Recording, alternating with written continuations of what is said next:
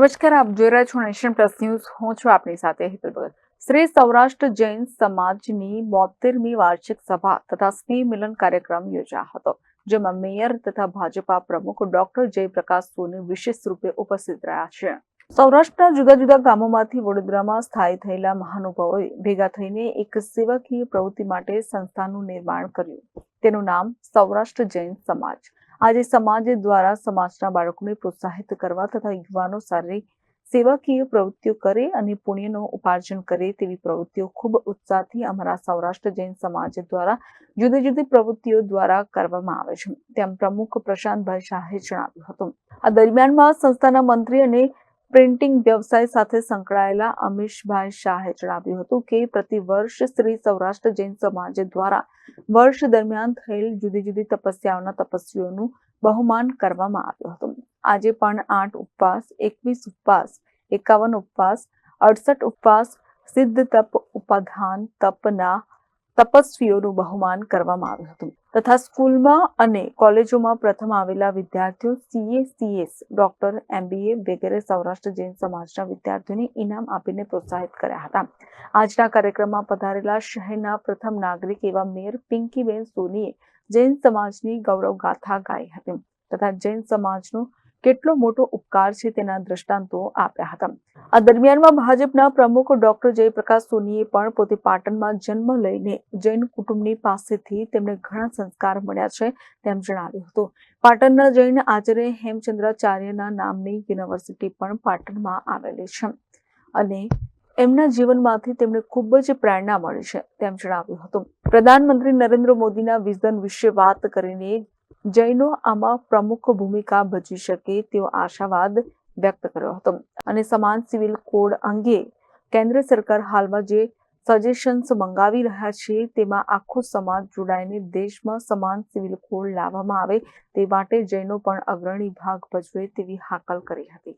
આ દરમિયાન યુનિવર્સિટીના પૂર્વ સેનેટ અને સિન્ડિકેટ સભ્ય તથા જાણીતા જૈન અગ્રણી દીપક શાહે અમારા જૈન સમાજ તરફથી યુનિફોર્મ સિવિલ કોડ માટે ફોર્મ ભરીને તથા લિંકમાં લોકોને સમજાવી અને સમર્થન આપવા માટે કાર્યક્રમો કરીશું તેવું સભામાં જાહેરાત કરી હતી.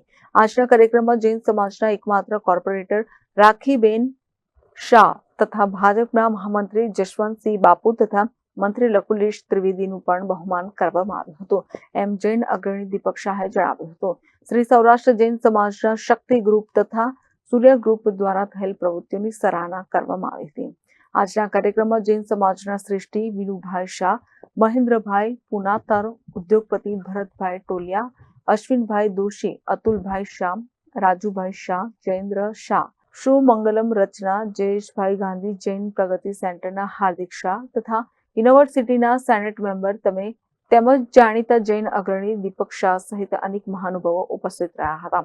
સમગ્ર કાર્યક્રમનું સંચાલન દિવ્યાંગભાઈ તથા સેજલબેન શાહે કર્યું હતું.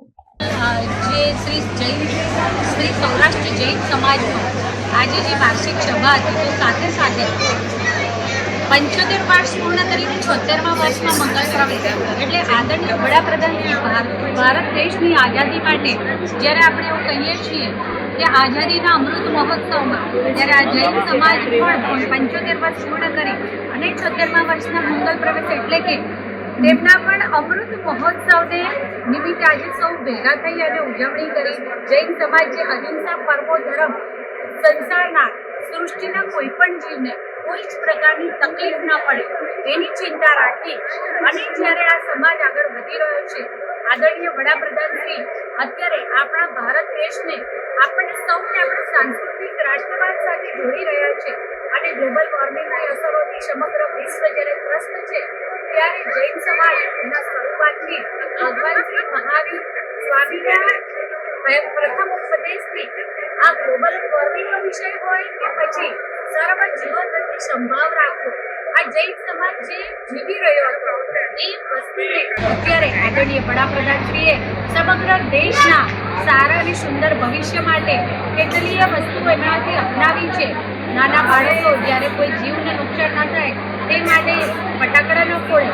આ પોલ્યુશનના કારણે આજે ગ્લોબલ વોર્મિંગની અસરોથી સમગ્ર વિશ્વ ત્રસ્ત છે, તો આ પોલ્યુશન પર કંટ્રોલ કરવા માટે જૈન ધર્મના શરૂઆતથી આનો આયોજનો કરવામાં આવ્યા હતા.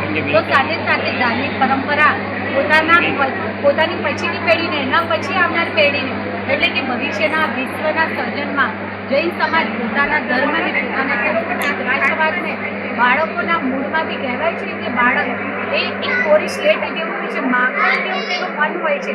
ત્યારે એમાં આવી રીતે જીવ પ્રત્યે દયાભાવ રાખવો કે પછી સૃષ્ટિને કોઈ પણ પ્રકારની વસ્તુઓથી દૂર રાખવી, આ બધું બાળકોને જો એના ઉછેરમાં જ ભણી લેવામાં આવે ત્યારે ખરા અર્થમાં સુંદર ભવિષ્યની અને સુંદર ભારતની રચના, એક ભારત શ્રેષ્ઠ ભારત અને સર્વશ્રેષ્ઠ ભારત જે આદરણીય વડાપ્રધાનશ્રી ને સ્વપ્ન છે, એ સ્વપ્નને સાકાર કરવામાં જૈન સમાજ પહેલેથી જ કાર્યરત છે. હું અભિનંદન પાઠવું છું શ્રી સૌરાષ્ટ્ર જૈન સમાજને અને ભગવાન શ્રી મહાવીર સ્વામી તેમની આ એકતાને અકબંધ રાખે તેવી એમના ચરણોમાં પ્રાર્થના. બોલો જીના શાસન. Report nation plus news Vadodara.